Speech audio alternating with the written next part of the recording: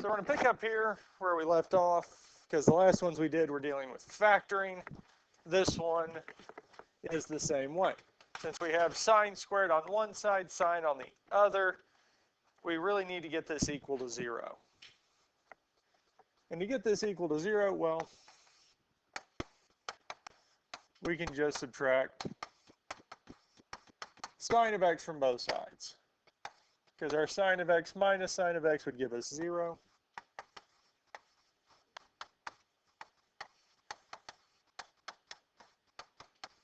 And on the left-hand side, we'd have sine squared of x minus sine of x equals 0. We can't actually subtract them because they're not like terms.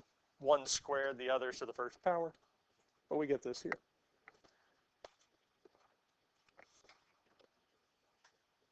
Questions on this so far?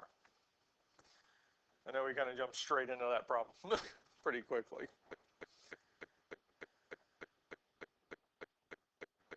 So we got them on both sides, so we need to solve this here.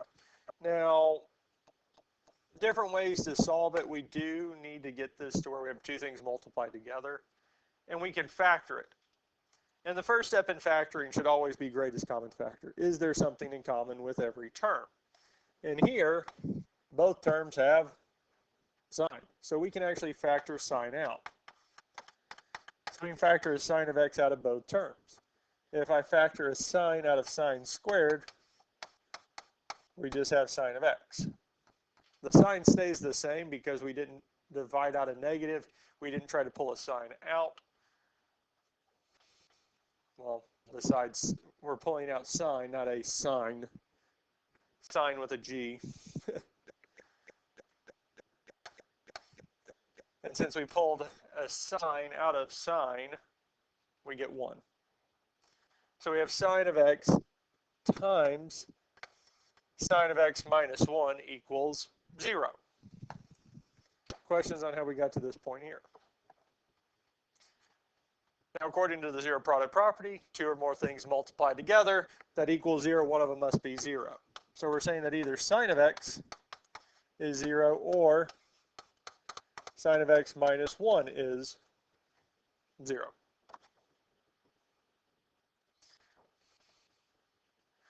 Sine of x equals 0. Well, again, I would use the unit circle. Let it work for us. Sine of x, or sine, on the unit circle is our y values. And there's two locations in which sine is 0. One of them is at 0 radians, and the other is at pi radians. 0 and pi. Because normally if we're going straight based off the textbook, our inverse function would tell us that it's just at 0, but we do have this transformation here. And we can say plus 2 pi n on both of these.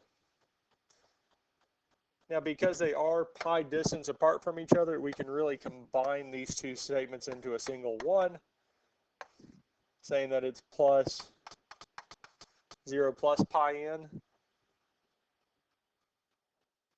Well,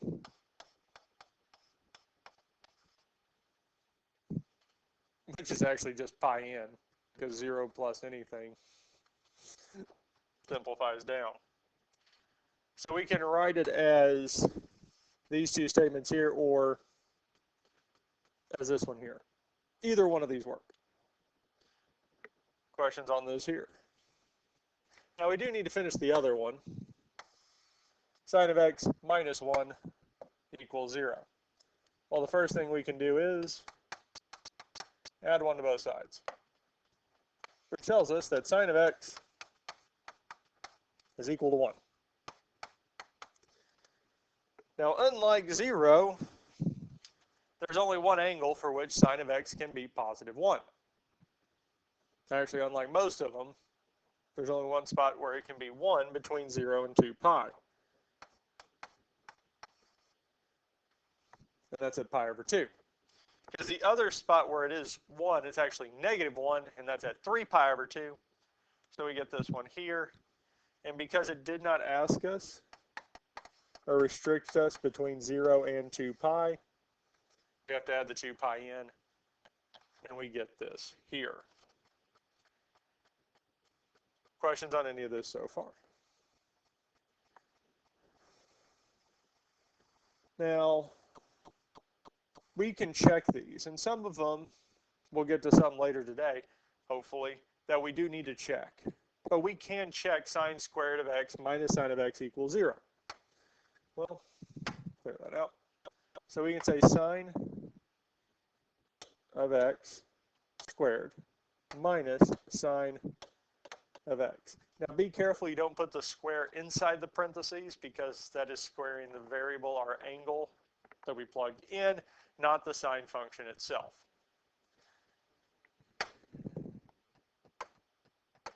Well, and I am going to turn it to radians, mainly because what we're going to be doing is checking in radians. And we have our graph. So we have this here. This is the function sine squared of x minus sine of x. Now we said our solutions, the solutions we found,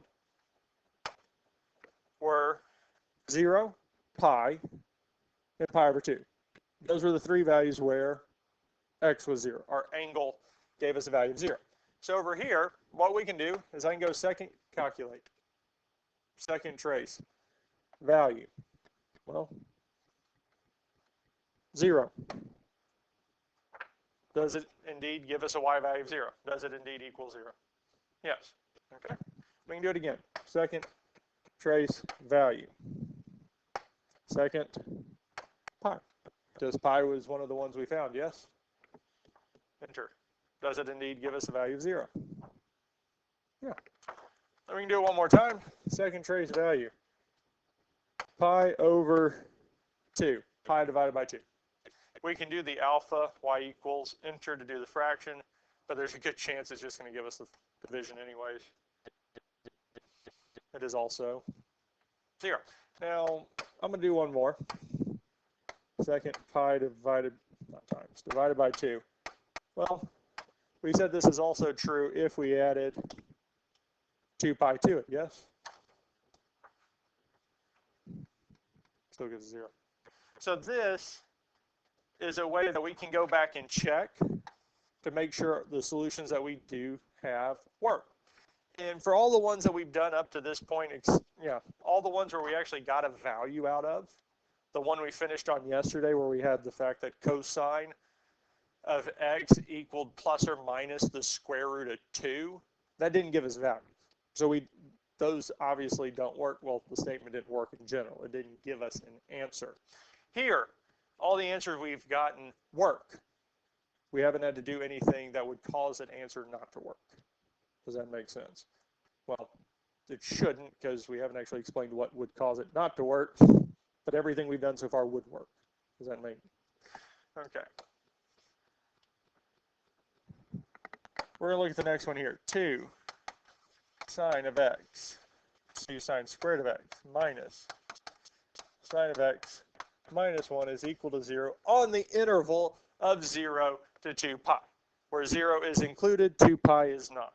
So this here, we don't have the plus 2 pi in, or plus pi in. Because we're saying that every answer is going to be on the interval of 0 to 2 pi.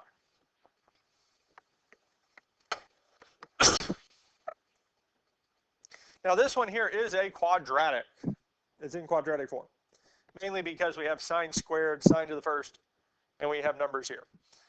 Now for most, until you get kind of used to seeing, especially with sine, cosine, or tangent in quadratic form, we could deal with it in this way, but I think it is helpful, and this will especially be helpful in college algebra. We're going to use u substitution. So I'm going to set u equal to sine of x. Because I do it for kind of the middle term for these quadratics. I do it whatever's going to make the rest of it work out nicely. Now it seems like u substitution is something we could do here and there, or something that's kind of made up. But it's actually a very helpful, very useful technique for solving. and it's used a lot in calculus when we try to differentiate functions or take the integral of a function. We can use u substitution to actually take that integration or to integrate a function that we have difficulty actually integrating. It makes it easier to see, easier to work with. So u substitution is very useful, is used in a lot of places, but we don't normally use it in Algebra 2. We kind of gloss over it. It really should be done more, but its uses are more complicated than some would ever use. So it's neither here nor there. But what that means for us is that the middle term, as we've seen before, that sine of x is going to become u. Now the first one, we'll still have the 2, but we have sine squared, sine multiplied by sine, yes? So if I replace it with u, it's not going to be just u, but it would be u squared.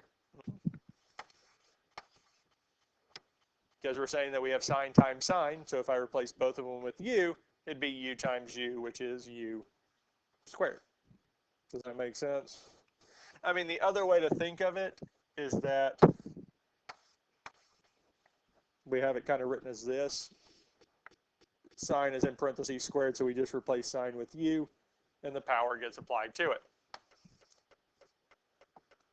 Now, part of the reason that this is nice is now, instead of looking at 2 sine squared of x minus sine of x minus 1, we have 2u squared minus u minus 1. We're a little bit more comfortable with factoring this here.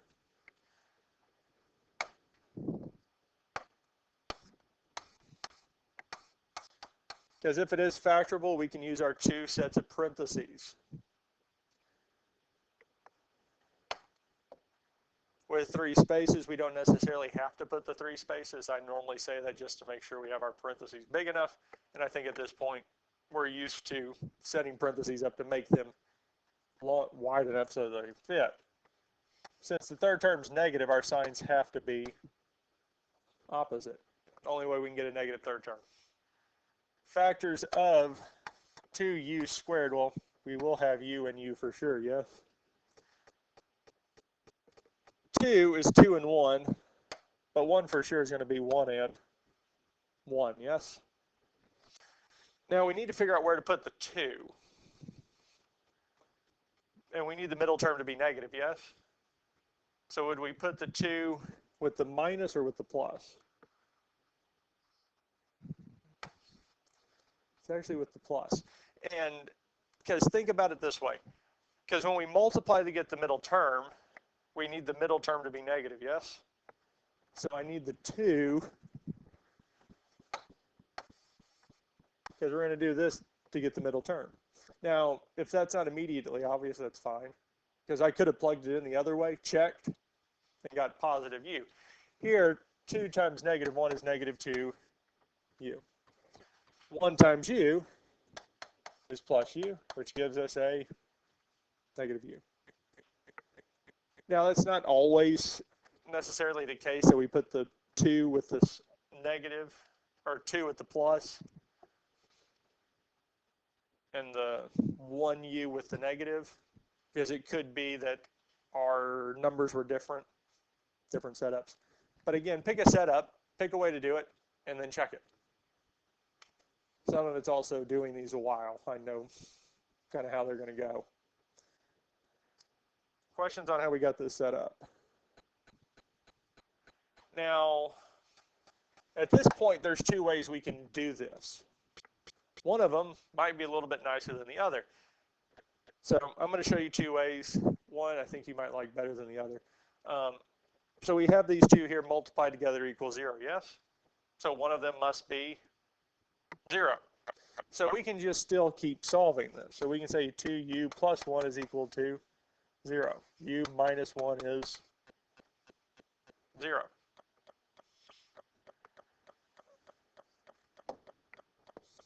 Now at this point here, I can solve the one on the left by subtracting 1 from both sides, telling us 2u is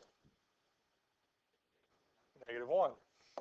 Then we would divide by 2, telling us u is negative 1/2. For the one on the right, we would add 1 to both sides, telling us u is 1. Now the thing is with both of these here, well, at the very start of this we said u was what? Sine. Because we said u is sine of x. So we can't stop, we can't leave it as this here because we're not technically solving for u, we're wanting to find the value of x. So what both of these statements are telling us is that this first one is that sine of x is equal to negative 1/2. And our other, it's not saying cosine, is saying that sine of x is equal to 1. Now the other method was when we got it factored, I could have substituted sine back in there and did all of this, all of these steps with sine instead of u. Would the steps have changed? No, same steps. But it might be a little bit easier to just keep it as u, don't have to worry about rewriting it till the very end. Because once we get down here, well, 1 is on the unit circle. We found it just a minute ago. And it's telling us x is pi over 2. Now again, it said at the start of the problem that x was between 0 and 2 pi. So we can't have any other. There are no other angles for sine that makes it equal 1 between 0 and 2 pi. So that is the answer. There's only one of them. Negative 1/2, on the other hand, has a value at 7 pi over 6 and 11 pi over 6. If we did plug it into the calculator using sine inverse, it would have told us that it's negative pi over 6. And that answer would not work for this problem because the angles have to be between 0 and 2 pi. Negative pi over 6 is not between those two. Technically is, technically isn't. Its coterminal angle is, but we do need to get it back to being a positive angle. And we get these here. Questions on any of this here? So we have 3 solutions. 2 sine squared minus sine of x minus 1. So again, I can come back over here. 2 sine of x squared minus sine of x minus 1 graph. We get this funky looking thing. So we said our answers were, scroll down, pi over 2, 7 pi over 6, 11 pi over 6. So we can go second, calculate value, pi divided by 2, 0. Second, calculate value, 7 pi divided by 6, 0. I'm going to try that again, or we'll do the next one. 11 pi divided by 6. Okay, so it works. I was just wanting to make sure that if we needed to put the parentheses or not.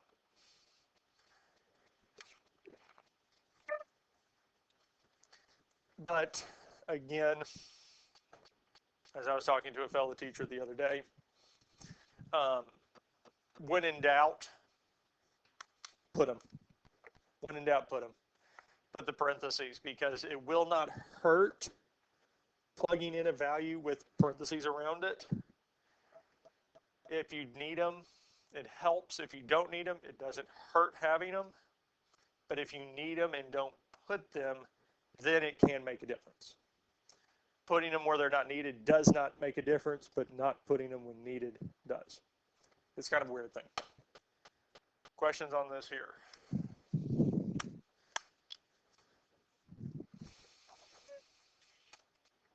We feel comfortable with all this so far?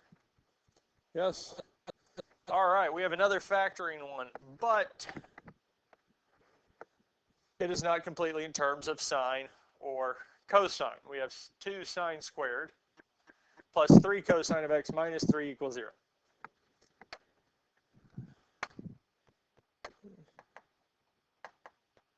minus 3 cosine of x minus 3. And this was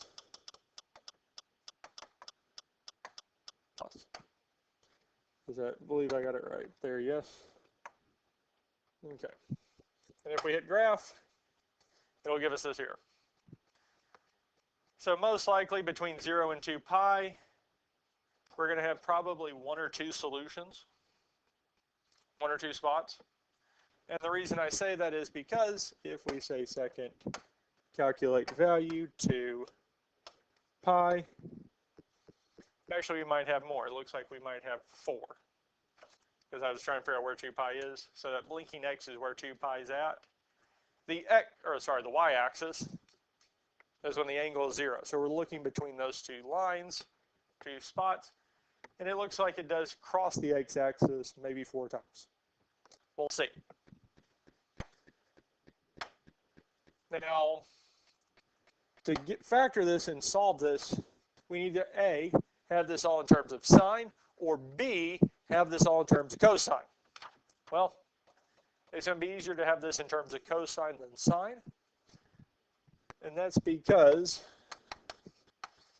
sine squared of x plus cosine squared of x is equal to 1. So what we want to do is be able to replace sine squared, because we can do that, with cosine squared. So if we solve this for sine squared, it'd be 1 minus cosine squared of x.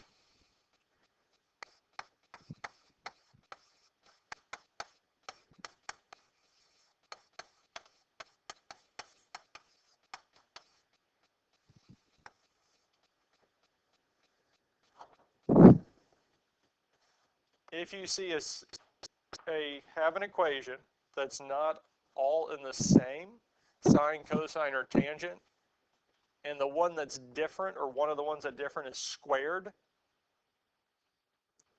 there's a good chance we're using Pythagorean. If there's not any powers of 2, and we have sine and cosine, there's a good chance we're going to square them, square both sides, square everything to try to get there. Now,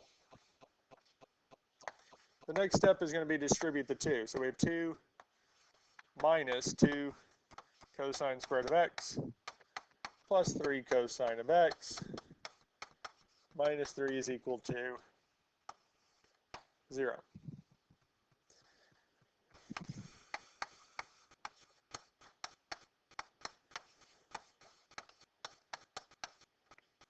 Or 2 minus 3 would be -1. Questions on this here?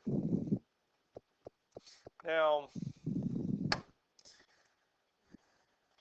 I'm going to use a trick for the next step, which is using scalars, because a scalar will change how the function looks and how everything except for how and when it crosses the x-axis, our solution values, but it will change how it looks and it'll make it easier to solve. And the reason I'm doing this is because I do not like having a negative in front of the term being squared, our x squared term. So here our cosine squared term.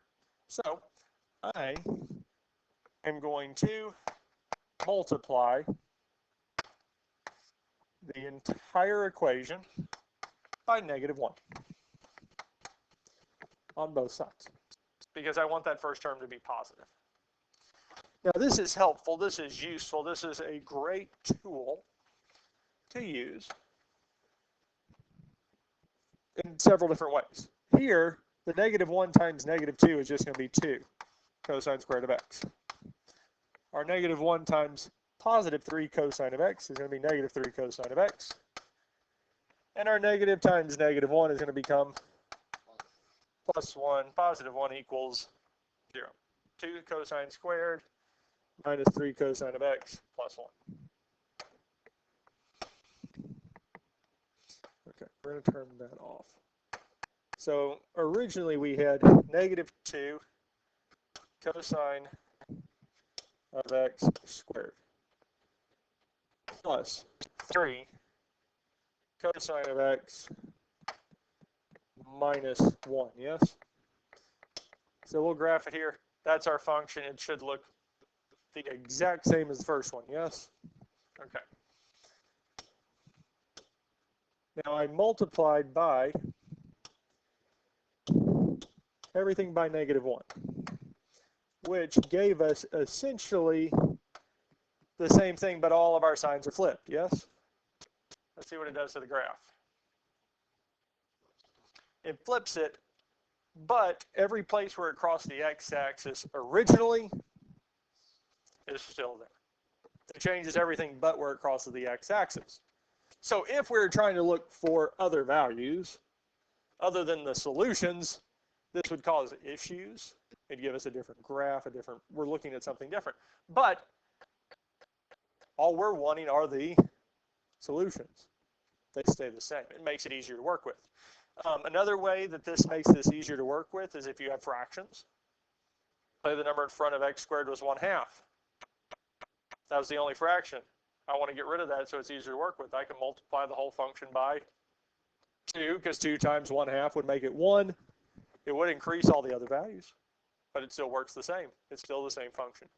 If you have decimals, you can multiply them by a base of 10 to move the decimals and get rid of all the decimals and then solve from there. Those make it easier to work. Does that make sense? So it's a little trick that is nice. Now, just like the last one, we'll use u substitution. And we'll say u is cosine of x. Which for us here is going to tell us that we have 2u squared minus 3u plus 1 is equal to 0.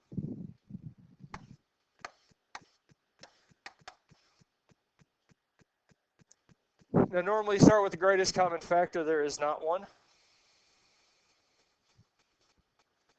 Since our third term's positive, our signs are the same and match the sign of the middle term. So we'd actually have minus and minus. I don't know why I've started to try to write a plus. Factors of the first and third term. 2u squared will have u and u. And definitely, since the signs are the same and there's only one of them, it's not really going to matter where we put it. And even more so because the third term is 1. Let's go with purple. And if we check this here, 2u times -1 would be -2u. -1 times u is -u, which does indeed give us -3u.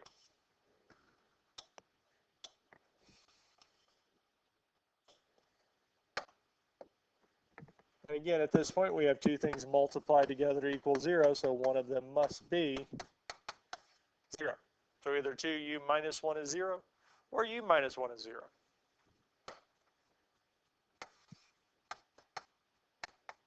Add 1 to both sides, telling us 2u is equal to 1. Divide both sides by 2, telling us u is 1/2.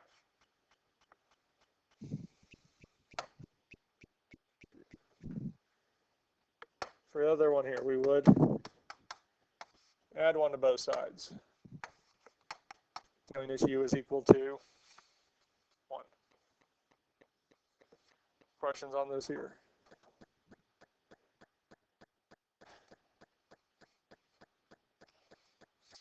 Now again, we replaced cosine of x with u. So we have to rewrite cosine of x back in, saying cosine of x is equal to 1/2. And here cosine of x is equal to 1.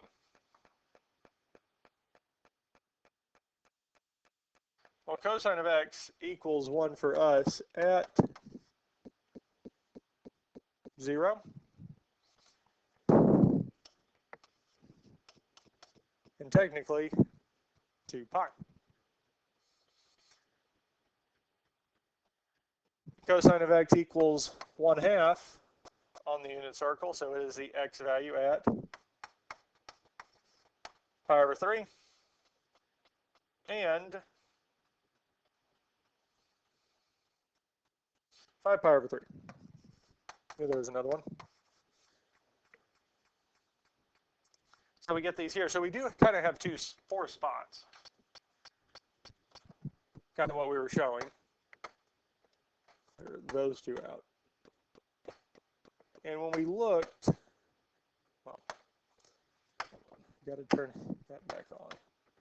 For a value, I think when I typed in 2 pi, we do get 0. That's one of our spots. Now, one of the other values was 0, and for this one here, it does give a 0. Our other two were pi over 3 and 5 pi over 3. Second, pi divided by 3 is indeed 0. 5 pi over 3 is indeed 0, yes? But there is one of these values that will not work. Because we have all these here, yes? Let's go back to the top. On the interval of 0 to 2 pi, yes? 0 or 2 pi, which one's not included? Which one has the parenthesis? 2 pi. So it's not included because on the interval from 0 to 2 pi, 0 is included, 2 pi is not. 0 has the bracket, 2 pi has the parenthesis. Now they could have done it the other way. They could have set the parenthesis with 0 and 2 pi with the bracket. And if that was the case, we would exclude 0 and we would have included 2 pi. Part of the reason for that is because 0 and 2 pi on the unit circle for all case and purpose is the same point. But we get this here. Questions on any of this here so far? Well, we'll do one more, and then we'll call it a day. 2 sine squared of x minus 3 sine of x plus 1. It's all in terms of sine, so we can use u substitution. And we can say that u is sine of x. So we'd have 2u squared minus 3u plus 1 is equal to 0. Now again, this one is factorable. Since our third term is positive, the signs are the same. Match the sign of the middle term. Factors of 2u squared would be 2u and u. And factors of 1 are 1 and 1. Since we have two things multiplied together to equal 0, one of them must be 0. And for our 2u minus 1, we can add 1 to both sides first, telling us 2u is equal to 1. Divide both sides by 2, telling us u is 1/2. Almost feels like the same as the last one up to this point.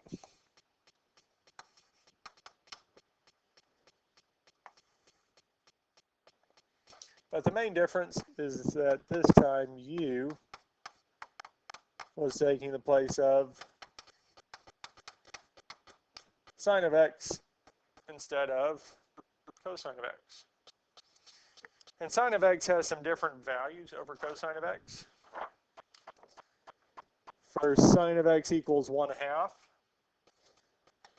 this is actually at pi over 6, and 5 pi over 6 for positive 1/2. And sine of x equals 1 at pi over 2. And again, we could plug all these in to check to see if any of these didn't work. And luckily for us, they all do work. And again, because this is on this interval of 0 to 2 pi, we don't have to check, or we don't have to add the 2 pi in to any of them.